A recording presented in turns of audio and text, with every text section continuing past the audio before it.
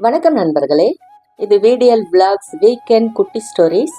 ஒரு ஊர்ல இது வரைக்கும் நம்ம சேனலுக்கு சப்போர்ட் பண்ணி சப்ஸ்கிரைப் பண்ண அனைத்து நல்ல உள்ளங்களுக்கும் பெரிய பெரிய நன்றி.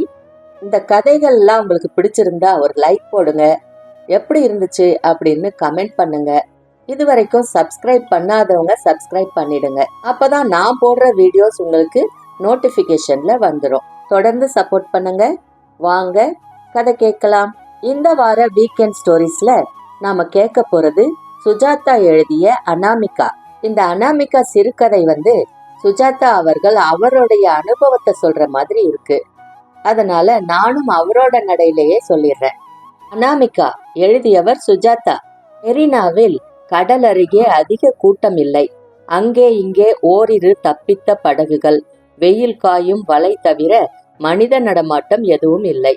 ஈரம் இன்னும் காயாத மணல், தூரத்தில் காத்திருக்கும் கப்பல் வரிசை, விரைவாக மரம் திரும்பும் காகங்களை தொடர்ந்து மௌனம், இவையெல்லாம் ஏற்படுத்திய அமானுஷ்ய சூழ்நிலை. மெல்ல மணலில் நடந்தேன்.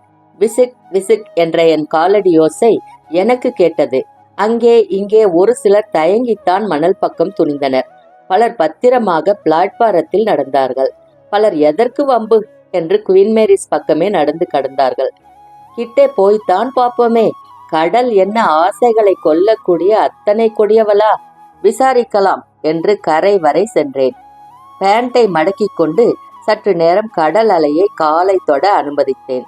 நண்டுகள் குறுகுறுத்தன. மழை பெய்யலாம் என்று காலரில் குளிர்காற்று நினைவுறுத்தியது. இத்தனை அமைதியாக இருக்கிறாயே, நீயா அத்தனை அழிச்சாட்டியம் பண்ணினாய்? யாரும் இல்லாததால் உறக்கவே கேட்டேன். நவகலா மேகனின் வெண்பா ஞாபகம் வந்தது. உடுக்க உடையும் உணவோடு மீன்கள், பிடிக்க படகும் பணமும் கொடுத்தாய். அழைத்தாயே அத்தனையும் தந்தோர் நொடியில், கலைத்தாயே காரணத்தை சொல். இந்த கடைசி சொல் வானமெங்கும் எதிரொலித்தது. அங்கிள் என்ற ஒரு குரல் கேட்டு திடுக்கிட்டேன். அந்த மாலை நேரத்தில் தெளிவாக தெரியவில்லை. தனியாக நிற்கிறேன். சற்று பயமாக இருந்தது. மறுபடி அங்கிள் என்ற அழுத்தமான குரல் கேட்டது. அந்த பெண்ணை அப்போதுதான் பார்த்தேன். 14 வயதிருக்கும். பட்டுப்பாவாடை சட்டையுடன் கல்யாண வரவேற்புக்கு செல்பவள் போல் நிறைய நகை அணிந்திருந்தாள். யாருமா நீ? இத்தனை நகை போட்டுக்கிட்டு தனியாக வந்தியா? உங்களை பார்த்தேன் அங்கிள், சீக்கிரம் போய் கையெழுத்து வாங்கிட்டு வந்துடுறேன்னு சொல்லிட்டு ஓடி வந்தேன். என் விஞ்ஞான சிறுகதைகள் புத்தகத்தை காட்டினாள். இந்த வயசுக்கு நீ இந்த கதையெல்லாம் படிச்சியா? எல்லா கதையும் படிக்கலை, எப்பவும் கையில் வச்சுக்கிட்டு இங்க ஒண்ணு அங்க ஒண்ணுன்னு படிச்சுட்டு வரேன். படிச்ச வரை புரிஞ்சதா? புரியுதே. ஏன்? எந்த கதை உனக்கு அதிகம் பிடிச்சது? தேஜஸ்வினி கடைசி கதையை முதல்ல படிச்ச. அந்த கதை உனக்கு புரிஞ்சதுங்கிறியா? ஏன் அந்த ஆளு பறந்து போயிடுறான்? அதான் ஏன்? அவன் தேவலோகத்து ஆளா? தப்பா இருந்தா நீங்க தான் சொல்லுங்களேன். நான் சொல்லவில்லை, நீ நினைச்சிட்டு இருக்கிறது தான் சரி என்றேன். முடிவை விளக்க வேண்டியிருந்தால் அது நல்ல கதை இல்லை. எனக்கு ஒரு கையெழுத்து போட்டு கொடுங்க அங்கிள் என்றாள் கெஞ்சலாக. நீங்க சிறுகதை எழுதி ரொம்ப நாளாச்சே, கற்றதும் பெற்றதும் அதிகம் யோசிக்க வைக்குது அங்கிள் என்றாள். நிறைய கதை எழுதிவிட்டேன், எதை ஆரம்பித்தாலும் முன்பே எழுதிவிட்டது போல் தோன்றுகிறது என்றேன். எனக்காக ஒரே ஒரு கதை என்றாள். சரி, பெயர் சொல்லு. சிறுகதைக்கா? அதற்கெல்லாம் பெயர் வைக்க தகுதி இருந்தால் நானே எழுதியிருப்பேனே. அப்படி இல்லை, ஒவ்வொருவரிடமும் ஒரு நல்ல சிறுகதை உள்ளது. என்னிடம் இருப்பதெல்லாம் ஒரே ஒரு அணில்தான். சரி, அதன் பெயர் சொல்லு. பெயர் இன்னும் வைக்கவில்லை. தோட்டத்தில் விளையாடுவேன். தயங்கி தயங்கி என் அருகே வரலாமா என்று அது யோசித்து கொண்டு இருக்கிறது. சரி, உன் பெயர் என்ன? அனாமிகா. நான் கூட ஏஞ்சல். அனாமிகா என்றால் அர்த்தம் தெரியுமா? பெயர் இல்லாதவள். எனக்குத்தான் பெயர் இருக்கிறதே. ஏஞ்சல் அனாமிகாவுக்கு அன்புடன் சுஜாதா என்று எழுதினேன். ஏதாவது அறிவுரை எழுதுங்களேன் என்றாள். அறிவுரைகளை நம்பாதே என்றேன்.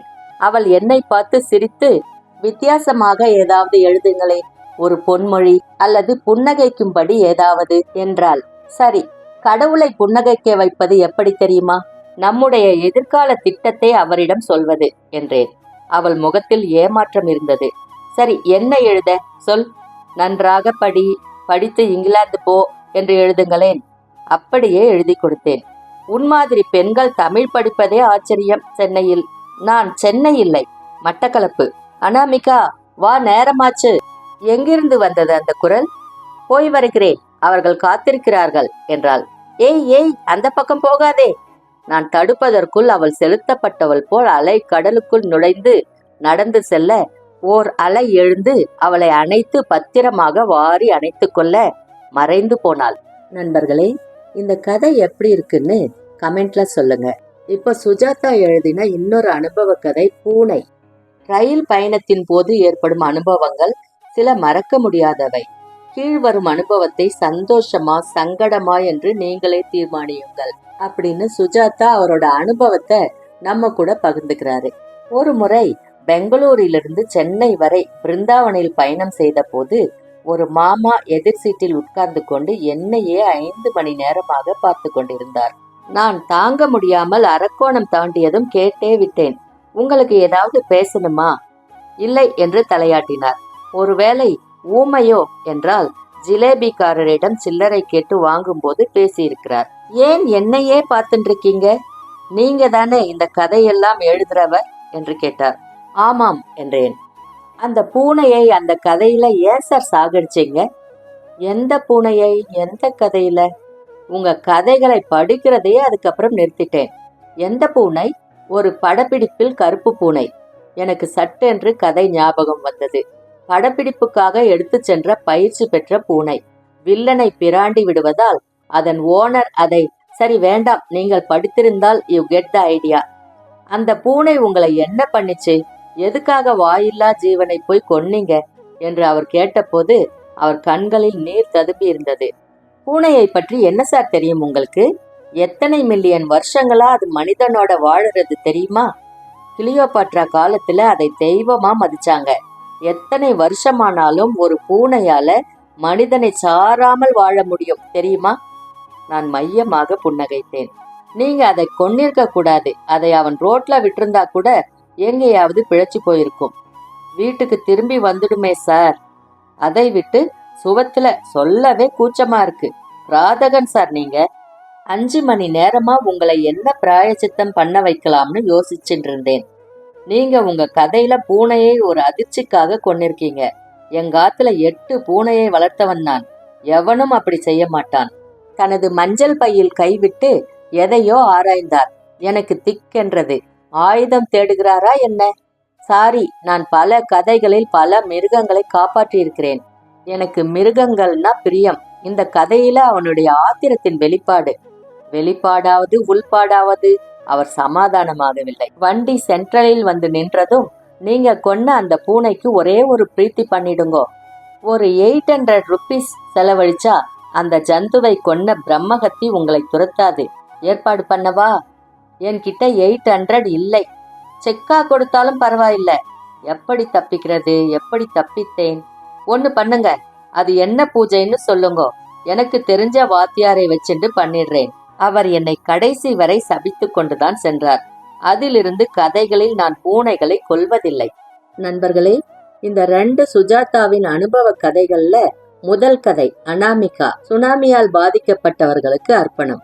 2வது கதை பூனை, இது செல்ல பிராணிகளுக்கு அர்ப்பணம். இது போன்ற அனுபவங்கள் உங்க வாழ்க்கையிலும் நடந்திருந்தா கமெண்ட்ல சொல்லுங்க. மீண்டும் அடுத்த வீக்கெண்ட் ஸ்டோரியில குட்டி ஸ்டோரி கேட்கலாம். அதுவரைக்கும் உங்ககிட்ட இருந்து நன்றி கூறி விடை பெறுவது VDL Vlogs VDL. நன்றி, வணக்கம்.